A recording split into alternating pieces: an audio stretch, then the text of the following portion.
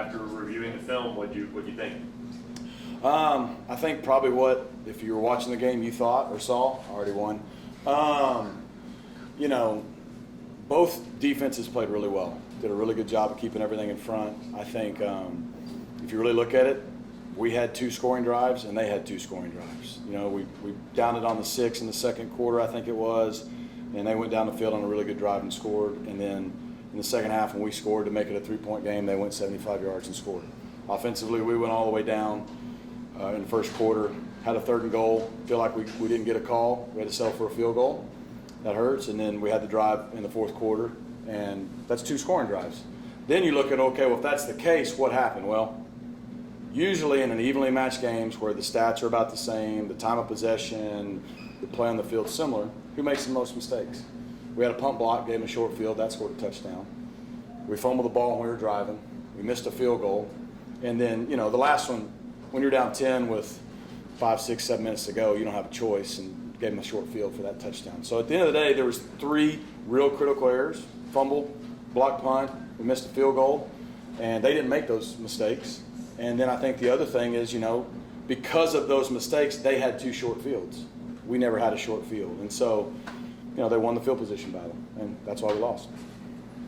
What have you seen from the guys kind of bouncing back?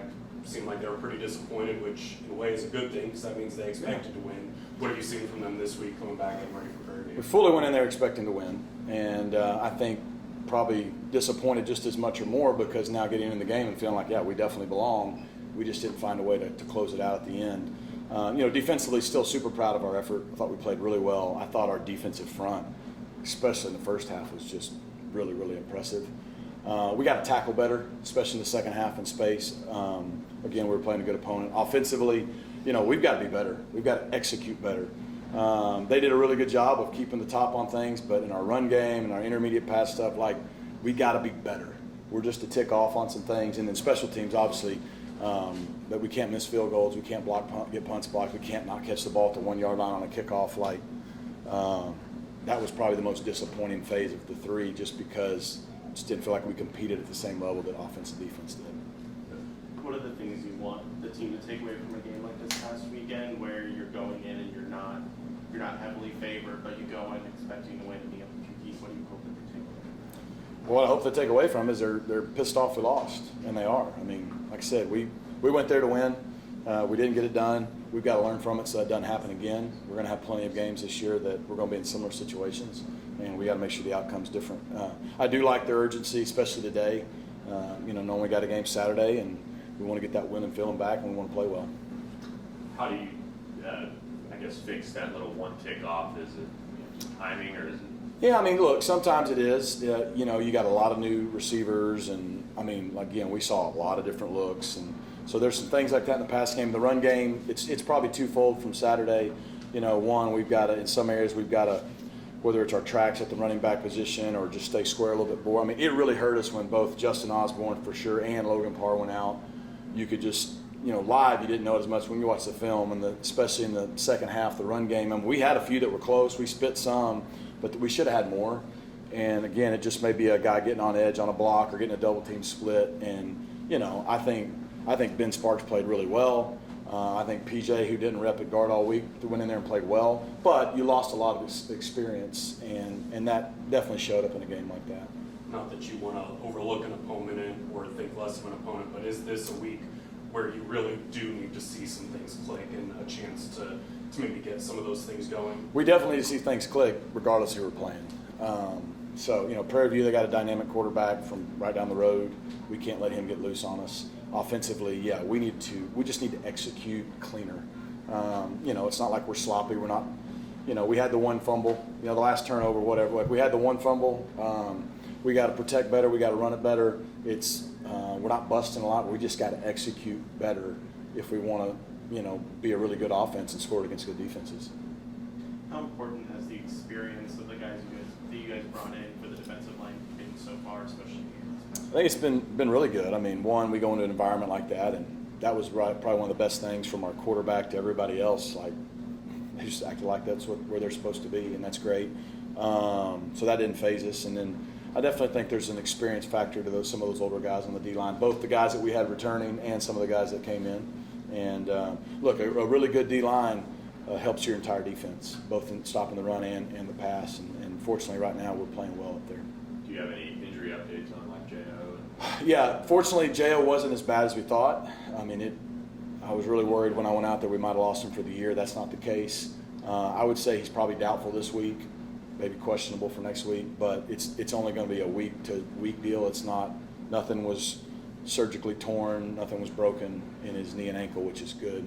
A blessing there. Logan Parr should be good. Jordan Hudson rolled his ankle, so we didn't have him majority of the game. He's probably questionable game time this week. He's been out there both days. He's not 100%, but he's been out at practice. So hopefully he'll get to feel better and better. I'm trying to think of who else got banged up in the game.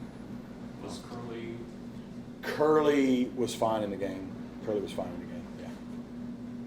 Yeah.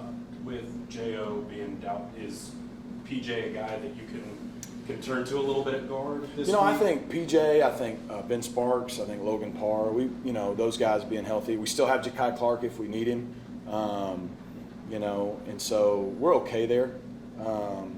The thing, Ben Sparks had been out for a few weeks, so he hadn't seen a lot of action.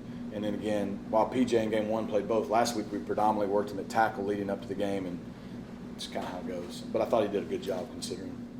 What have you thought about the rotation of running backs so far? And I talked about Yeah. keeping everyone active. I think it's been good from the standpoint that, LJ and Jalen are going to continue to get the bulk of the carries.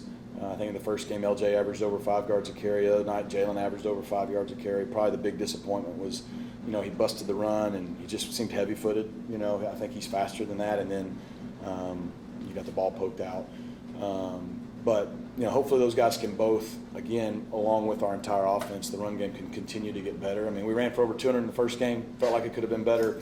We popped some runs the other night, but looking on film, it could have even been better. And but I think having that consistency is good. We have confidence in Belton Gardner. We have confidence in Kamar Wheaton, Tyler Levine. But you just can't play 5 guys and get any kind of continuity. So right now, that we'll continue similar trends. What has the ACC news meant in terms of a recruiting boost for you guys? It's been huge. It's a game changer. I mean, so many guys want to stay home and play here. So many guys want to come to SMU, but they want to play on the biggest stage, and now they've got that opportunity. So it's kind of just eliminated any barriers to coming here, that we have versus the people we're competing with for those same recruits. And with the Dallas Metroplex being the best place in the country to recruit high school kids, it's a big deal for us. And so I think we've seen a good early kind of surge. We got to do our part, but I think you'll hopefully see it continue. What do you look for when you evaluate quarterbacks? Man, well, first you want winners. You want them to be able to win. I mean, you look at Preston, he won all through high school. Before that, Tanner won. Before that, Shane won. I mean, you want guys that are – doesn't mean that if he was on a high school team that he was great and they were terrible, that he's a no-go, but, you want guys that expect to win or used to win and know how to win. And, I mean, winning's a habit. You can learn how to win and you can also know how to lose. And so I think that's honestly the first and foremost. The guys got to have some grit, some intangibles, some moxie, some whatever you want to call it. You know it when you see it. And then for us, I mean, he's got to be able to throw. You shouldn't recruit a college quarterback who can't throw. We like to throw it deep, so can you throw the deep ball? Some guys can, some guys can't. The more of a threat you are with your legs, whether it's true design runs or just scrambling, the harder it is on a defense. And you got to be accurate. So, I mean, at some point in time, I've coached the Cam Newtons, the Nick Marshalls, the De'Aaron Kings, it's going to be a 3rd and 8 that you got to sit in there and be accurate and make a throw. So you got to be able to do that too. But we kind of look at it all. I mean, every kid's different, and everyone has different strengths. And what you decide on a kid, you hope you can build around those strengths. But I would say that guys that win, they have a habit of continuing to win. Played Oklahoma last week, have TCU in a couple weeks. Is there any worry about the guys not being up for this, or is this a pretty veteran group that's not going to let the opponent dictate how they approach things? We're going to find out. I'm not worried about it. I mean, I think Jay Bailey talked to the guys after practice about urgency and respecting everyone, and it's hard to win in college football. And look, we didn't win last week. We want to win, and we want to play well, and those are really the priorities. And in order to win, we're going to have to play well. So.